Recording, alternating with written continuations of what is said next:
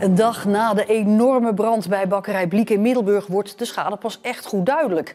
Klanten komen naar de winkels om het personeel te steunen. Men is wel hard verwarmd, dat zie je hier ook aan bloemstukjes, bloemen, chocola die gebracht wordt. Het bedrijf is ook een crowdfundactie voor zichzelf begonnen. En verder in deze Zeeland nu. Opknapbeurt van boulevards begonnen. En verbazing over lege bedden.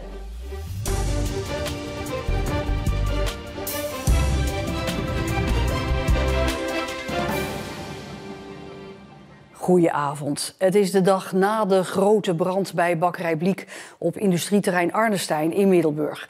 De rook van de brand was in de wijde omgeving te zien. Na de brand rest nu de stilte en de ravage. Vanuit de lucht is te zien hoe groot die ravage is. Van het hoofdgebouw van 2000 vierkante meter waar brood werd gebakken is niets meer over. De bolusbakkerij en de glutenvrije bakkerij zijn gespaard gebleven. De brandweer was vandaag druk met opruimen na de grote inzet van gisteren. Veegwagens van de gemeente verzamelen stukken zonnepaneel van Bliek die door de vlammen in de omgeving terecht zijn gekomen. Verslaggever Niels Schuurbiers staat bij het bedrijf. Niels, is er al iets te zeggen over de oorzaak? Nee, dat is nog niet bekend. De verzekeraar gaat de oorzaak van de brand onderzoeken en de veiligheidsregio kijkt daarbij mee. Die laatste zegt wel dat dat moeilijk gaat worden omdat het gebouw dusdanig is verwoest. De opruimwerkzaamheden zijn vandaag in ieder geval wel gestart. Graafmachines hebben het schroot al tot een grote berg samengebracht. En Niels, hoe gaat het nou verder voor Bliek? Want ja, de winkels waren vandaag gewoon wel open. De bolusbakkerij en de glutenvrije bakkerij die zijn niet aangetast door de brand, dus die kunnen gewoon doorwerken. En brood wordt gebakken door andere bakkerijen die dus zorgen dat brood in die winkels ligt, zodat die winkels gewoon door kunnen draaien. Zoals bij dit filiaal in Middelburg, waar bedrijfsleider Yvonne zich gesteund voelt door haar klanten. Men is wel hard verwarmd, dat zie je hier ook aan bloemstukjes, bloemen, chocola die gebracht wordt. Ja, dat geef ik ook door aan mijn bazen. Al is het maar om even hard onder de riem te steken. Haar maag draaide om toen ze gisteren de beelden van de brand zag, maar ze blijft positief. Ik vind het heel erg wat er gebeurd is, maar ik heb zoiets van oppakken de boel en doorgaan en gewoon het beste ervan maken. Nu is er nog brood, maar morgen zou de voorraad echt op zijn. Inmiddels zijn collega-bakkers uit het hele land de Zeeuwse collega's te hulp geschoten. En daardoor kan deze winkel toch open blijven. Ja, dat is heel fijn. Gelukkig. En Niels, nou is het bedrijf een crowdfundactie gestart. Hè? Waarom hebben ze dat gedaan? Bliek zegt dat ze het geld willen gebruiken voor de wederopbouw van de bakkerij. En ik heb net even gekeken en inmiddels is er al bijna 10.000 euro gedoneerd. Niels, dankjewel.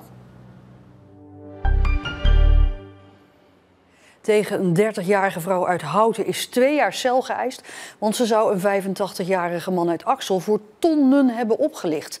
Ze vertelde hem dat ze het geld nodig had, eerst voor de aankoop van diamanten. En later was het verhaal om familie uit te kopen bij een erfenis. En de man zou beloond worden voor zijn lening. Het Openbaar Ministerie eist naast de 2 jaar cel dat de vrouw 3,5 ton terugbetaalt. Ze zegt zelf dat het hooguit ging om een lening van 20.000 euro. Vlissingen wil geld van het Rijk om het geweld in de stad te stoppen. Directe aanleiding is de explosie bij een woning afgelopen weekend in de wijk Bossenburg. Maar ook ander geweld speelt mee, zoals een aantal schietpartijen. Vlissingen is qua inwoneraantal geen grote stad, maar heeft wel met grote steden problematiek te maken, vindt de gemeenteraad. De herinrichting van de boulevards Evertsen en Bankert in Vlissingen is vandaag begonnen. Wethouder Geoffrey Sips gaf het startsein met een graafmachine. De omgeving krijgt een flinke opknapbeurt. Er komt meer sport-spelruimte, het wegdek wordt veranderd, die krijgt veel minder een weg. De auto's te gast, dat soort principes. Dus hij wordt veiliger, hij wordt mooier. Ja, het is ons visitekaartje. De boulevards worden ook groener door het plaatsen van nieuwe plantenbakken. En ook komen er pleintjes waar mensen kunnen zitten. Ja, dat denk ik ook, ja. Ja, ik denk dat het heel mooi wordt. Het is al een tijd geleden dat er iets aan gedaan is. En er wordt een heleboel vernieuwd. Ik vind het fantastisch. Ik vind de boulevard sowieso al mooi. Want dan ben ik hier pas komen wonen in juni.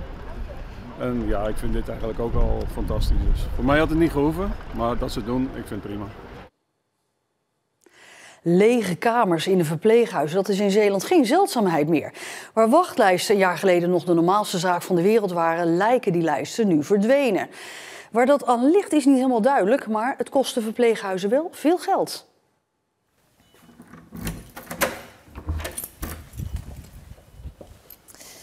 Nou, dit is dus een van de leegstaande kamers die we op dit moment hebben hier in de Wieken.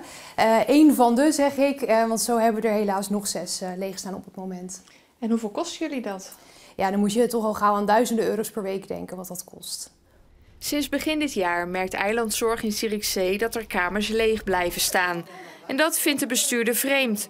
Want bij de thuiszorg, ook een onderdeel van de zorginstelling, ziet ze ouderen die toe zijn aan een plek in het verpleeghuis. Dan zie ik nog steeds mensen die tussen wal en schip vallen. En het lijkt wel alsof we helemaal niet meer stilstaan bij die groep. En ik zie ze tussen wal en schip vallen omdat de ervaring is dat in de afgelopen periode het gewoon steeds moeilijker is geworden om een indicatie te krijgen waarmee je terecht kan in een verpleeghuis. Inmiddels staat 10% van de kamers leeg in Zierikzee. Dat is een financiële aderlating. Hoe lang kan u dit volhouden?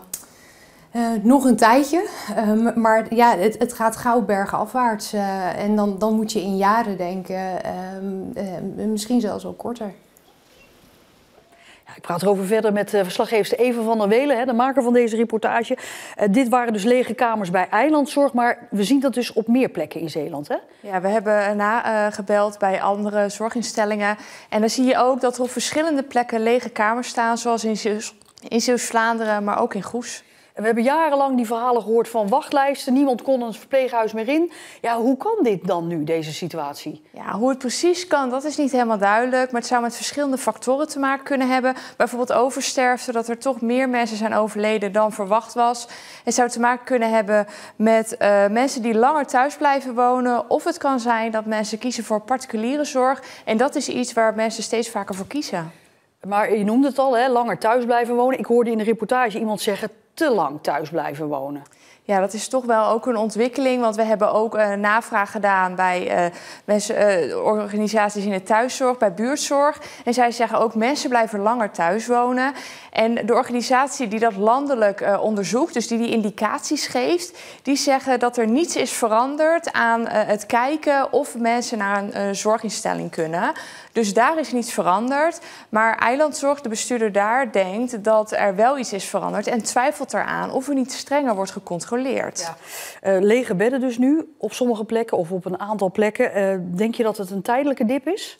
Nou, Eilandzorg die ziet dat dit vaker gebeurt, maar dan duurt die dip niet zo lang. En nu duurt het heel erg lang. Dus de verwachting is dat dit nog wel even door zal blijven gaan. Eva van der Welen, dankjewel.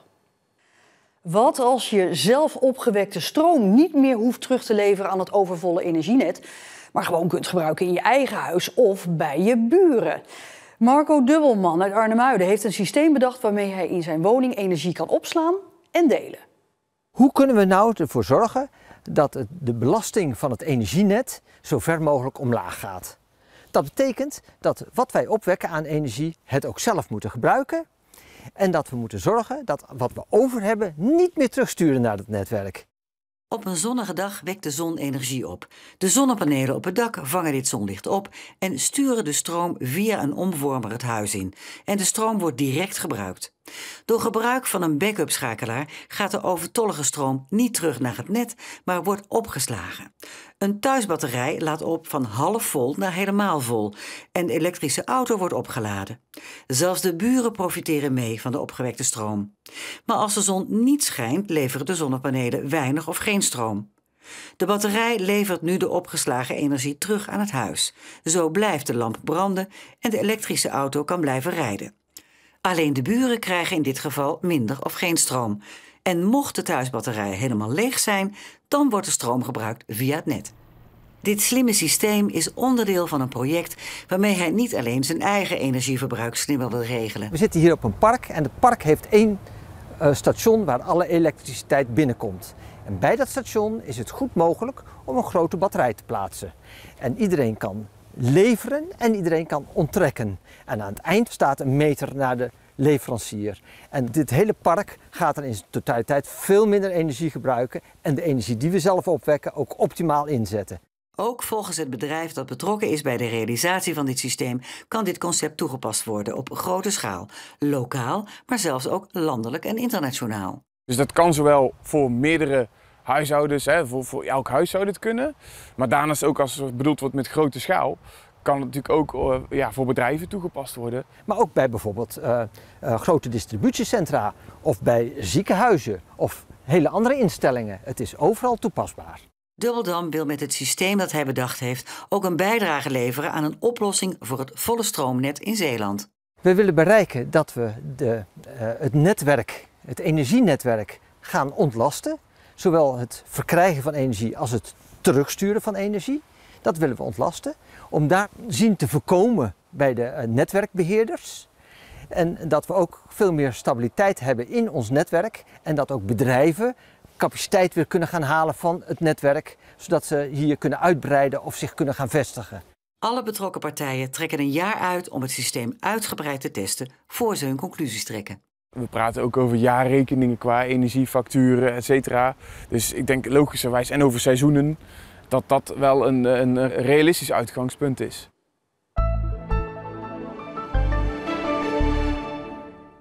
In de loop van deze dag kregen we steeds meer bewolking in Zeeland. Het bleef aan de frisse kant met temperaturen van 14 tot 16 graden. En morgen trekt de bewolking weer weg, zien we de zon. Ook dit weekend zonnige periodes en het blijft vrijwel overal droog. En tot zover deze Zeeland Nu. Nog een hele fijne donderdagavond.